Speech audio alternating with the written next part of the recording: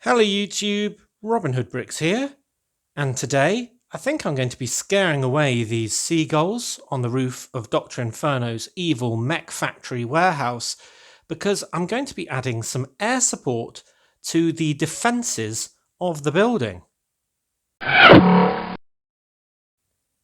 So this Easter weekend has already been a bit of a strange one for me and Mrs. Hood.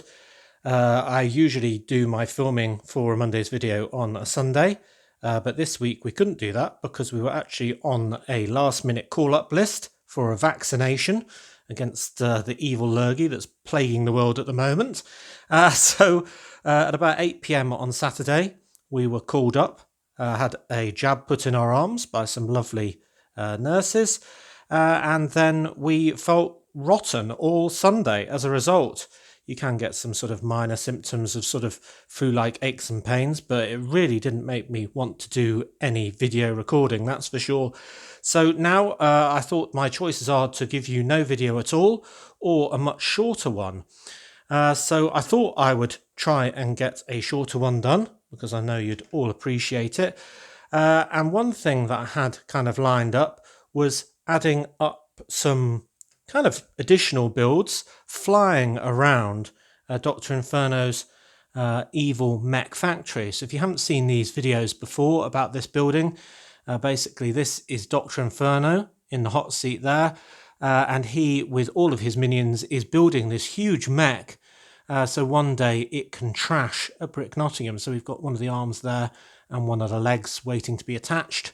And the same on this side with a great big flamethrower on this side. And that will probably burst forth one day and destroy the entire city. So in order to defend himself while he's getting ready, he's got a few of his guards on the outside with guns and what have you and dynamite and all the rest. But I figure he needs some air support. So I thought I'd make two, helicopter and a kind of jet bike thing to, defend him from the agents who are trying to thwart his evil plans. So let's go down to the build desk and we can start on those. Now the first addition for the airspace around the warehouse is going to be this wonderful, fantastic, large helicopter. This is actually an official build, being part of the Turbo Car Chase set 8634, and that's from 2008. And that is a really nice set. With kind of a gate setup that's got really useful pieces in it, including a fantastic sound brick, a really cool car that I can't really have in my city because it's a bit too wide. It's about 10 studs wide, and this great helicopter, which isn't fantastic just because of its brilliant orange and black color scheme, which I really like with all the sort of Dr. Inferno logos on and so on, that really make this sort of line of baddies really kind of go together and look very kind of stereotypical, I think, but really in a good way. But also because it's got flick-fire missiles, these sort of very realistic machine guns, which meant if this was sort of bearing down on you, I think it looks very menacing indeed. But also these sort of claws that are acting as its feet, so it can kind of land on its toes, and it looks really kind of agile despite its significant size.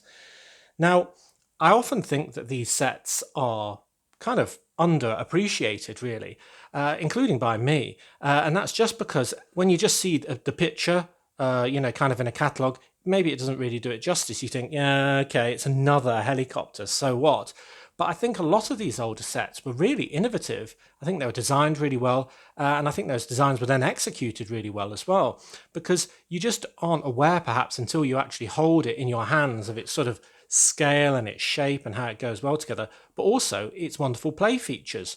So this one has got Spyclops, who is kind of half machine, half kind of, well, I'd say a spider, but he's only got 6 legs. But you know what I mean? I suppose he's got 2 arms as well, so that probably makes him more spidery.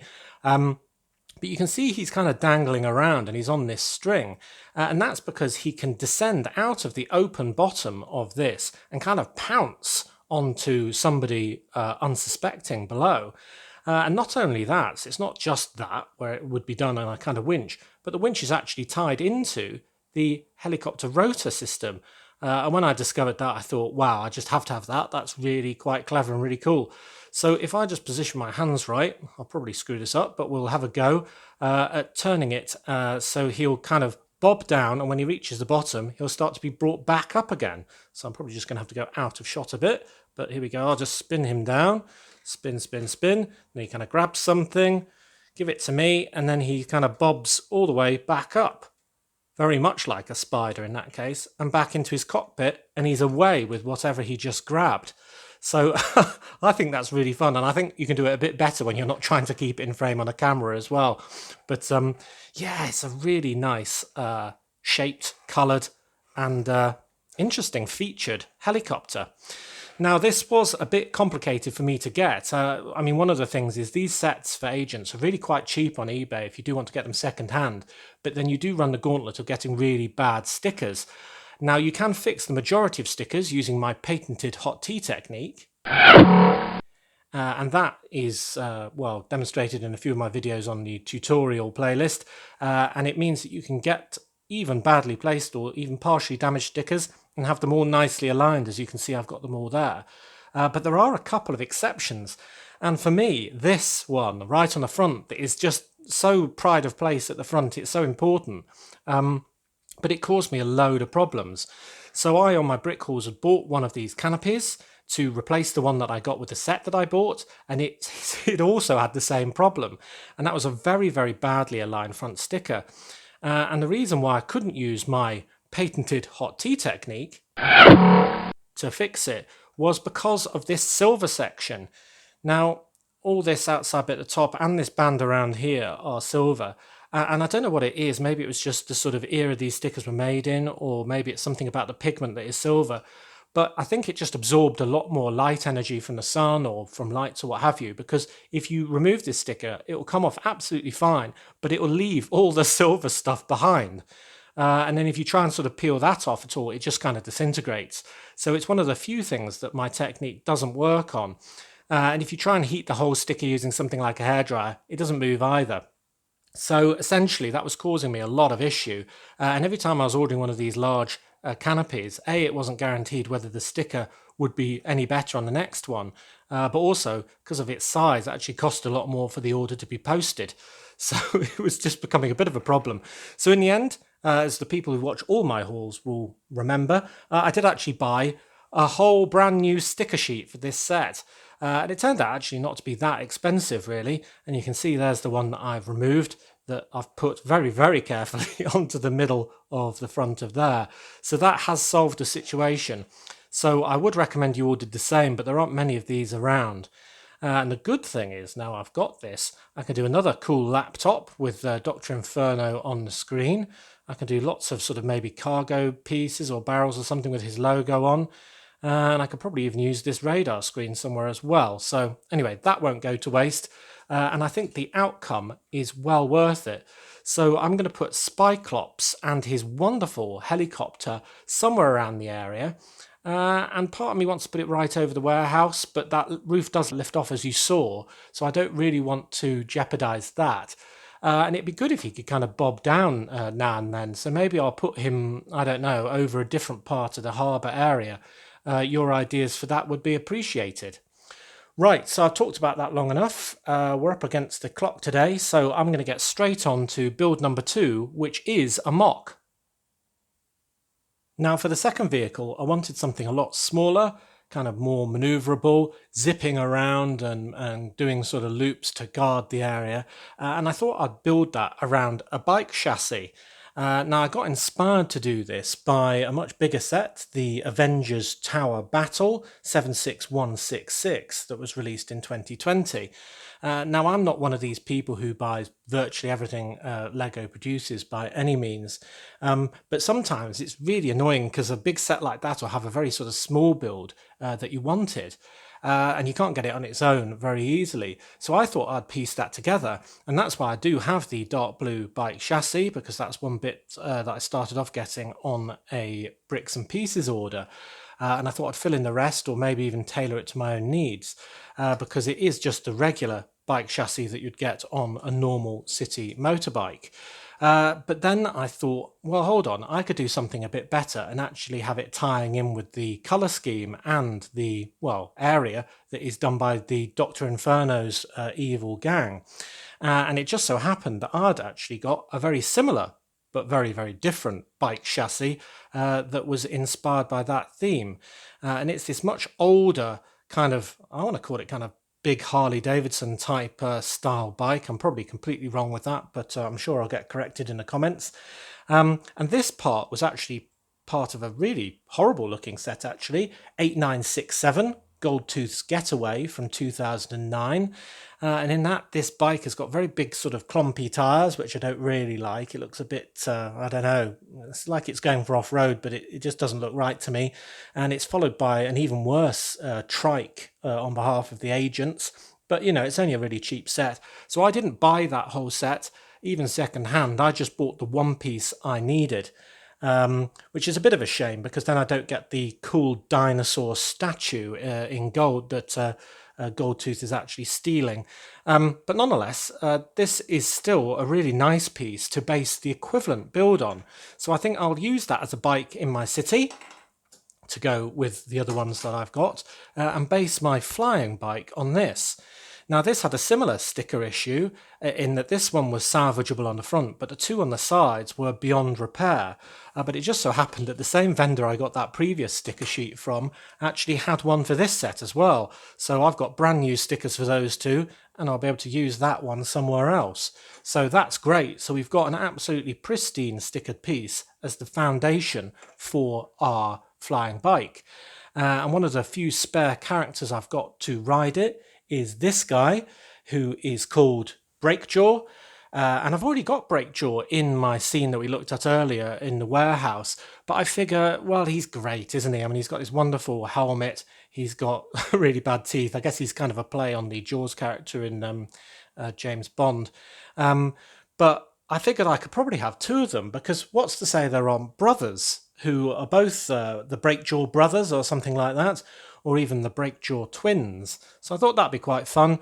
And if they aren't standing next to each other the whole time, then this could be the guy flying my flying bike. So I took inspiration, as I say, from that set. And I did actually also buy, as a result, the weapons pack with the discs, grappler and grenade in, which is part number 40598, because I very much need those sort of four fans that are kind of providing the propulsion for this thing and keeping it in the air. So I think I'll definitely steal that idea from the Avengers one.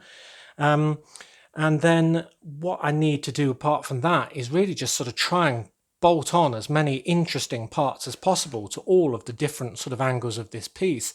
And this is not something I can do in LDD, Lego Digital Designer, or probably even Studio or anything else like that, just because the tolerances between all these pieces fitting together around something like this are very, very small. So I think it's better just to experiment in real life rather than try and plan something on a digital designer that either won't work in real life or won't be as tolerant as real life in letting you connect things in odd ways.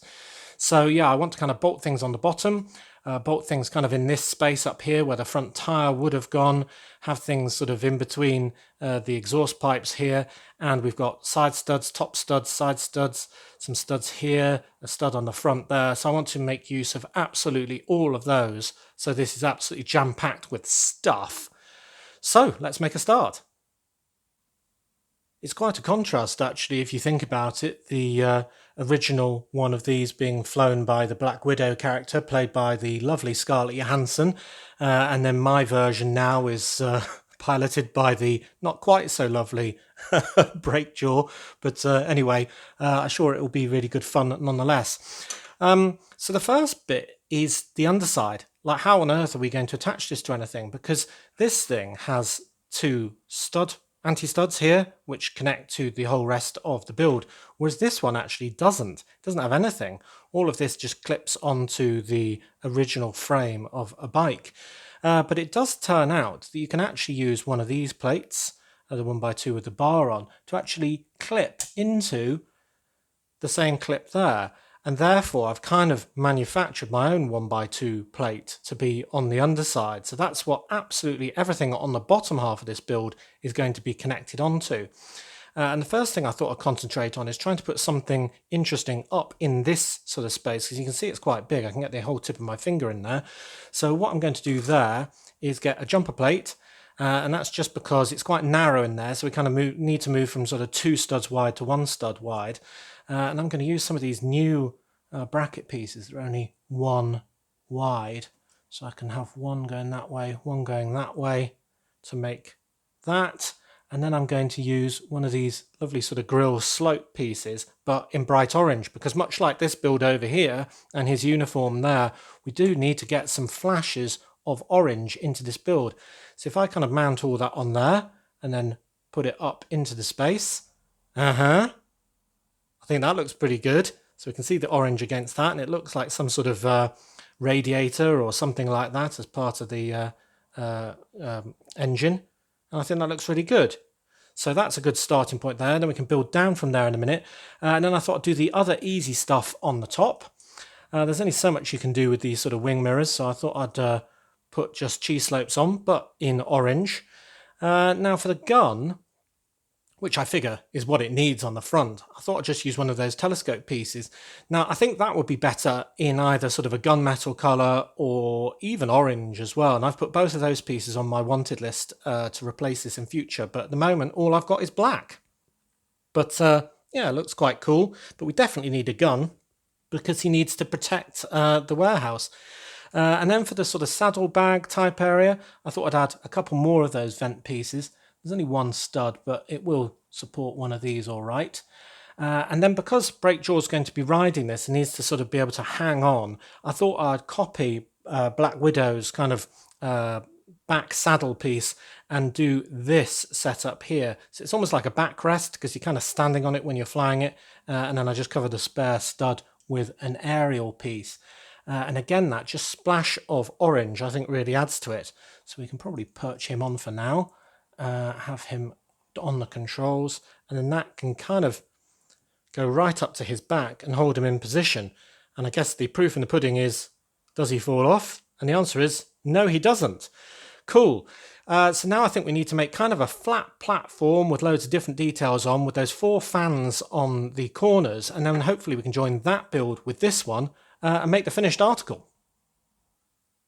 Right, so the base section is very much inspired by the Avengers version, and I want to keep it as compact as possible. So I'm actually using a 5x2 base, which you can't do in one piece. So obviously I've got a 2x3 and a 2x2. And to that, I'm going to just join them together with some modified plates with the bar on. And I'm going to add some more orange, but this time trans orange, and that's just to give it kind of the glow of a hot engine, something like that. And then on the 4 corners, I'm going to be adding a signal light holder, one of these sort of newish bar pieces with the round bit on the end, and the fan from that weapon pack 40598, which has got the grenades in and the grappler hook as well. And I'm actually going to be using those for the super secret police, who I'm going to have to make loads of sort of overpriced weapons for, and, you know, have them wielding those and using them in the city. So yeah, I'll add 3 more of those on there. And I think this will give it ample lift and propulsion. I think that looks really good. They're really nice pieces, actually. Quite pricey, I think, but, you know, worth it. And then just like the original, just to give it a bit more interest and a bit more lift, I'm going to add 2 of these sort of flag pieces to act as wings, give it a bit more lift. So that looks nice. In black, I think it's more about the shape for them, but they look really quite sort of mean, I think. Really nice. Good. And then for the level above, I've got one of those modified 2x2 kind of plate tiles, and it's just because I need that section to be tiled so it will connect well with the other section. And I can add a bit more trans orange, and then on the back, much like the original, I'm going to add 2 of these modified plates in black again, just so they can hold something different, which will be this little Technic setup, and that's just to represent more gubbins that might be part of the engine or what have you. So there we go. So I think that looks rather good as a nice sort of base for a flying bike. Now there is one complication with this, and that's that because of my bike chassis being a lot bigger than the original, it actually gets in the way of some of this. So I'm actually going to have to turn all of these fan blades down. Now, I don't think that's a problem, because if the fan was going the opposite direction, it would work just as well. So I don't think that's a problem for the sort of functionality. And in fact, it actually works quite well as kind of feet now for when it lands. So I think that works all right, while still looking as good. Well, almost. It's probably a bit better, the fans from that direction, to be honest. But nonetheless, it's better when the two halves are actually joined together, isn't it? So if I then now offer up this to the other half, then we get there. I can tilt the wings back a little bit, and there we are. There is Breakjaw on his wonderful flying bike, and I think that looks really good fun. I do think it's really nice to build one of these small builds in real life with real life pieces from time to time. Often when I'm doing building, it's on LDD, and I'm building some great big building or something like that, and it's really nice to sort of fiddle with parts and see what looks good and what actually fits when you're doing something like this. But I think that'll look really good, probably at a fun angle, sort of zooming around. You know, it needs to be definitely sort of very dynamically placed when it's in the city. And I don't know how I'm going to do that, actually, because there's not much left for me to attach to. I suppose I can do it from underneath there. Yeah. So, right, we have got two wonderful builds. One small and maneuverable, one a bit more heavy that needs probably some suggestions as where to go, because I think it'd be quite fun if we were using the bobbing down bit. Maybe he's popped to the cargo yard for the railways to pick up an urgent delivery on behalf of Dr. Inferno. That'd be quite amusing. But I do think they add a lot of texture and a lot of colour as well. So I'm happy with them very much, especially this one, because it's, well, kind of my design.